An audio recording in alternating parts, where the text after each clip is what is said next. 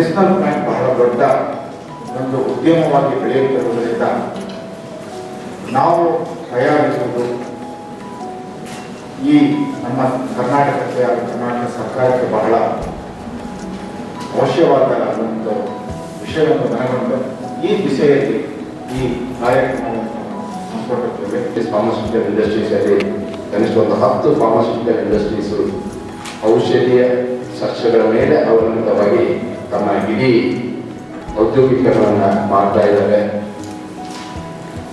ನಮಗೆ ಗೊತ್ತಿರುವ ಹಾಗೆ ಇತ್ತೀಚಿನ ಕೋವಿಡ್ ದಿನಗಳಲ್ಲಿ ಭಾರತ ರಾಷ್ಟ್ರ ತನ್ನದೇ ಆದಂತಹ ಒಂದು ಆಕರ್ಷಣೆಯನ್ನು ಕೂಡ ಮಾಹಿತಿಯನ್ನು ಇಲ್ಲಿ ನಾವು ನೆನಪಿಸಬೇಕಾಗ್ತದೆ.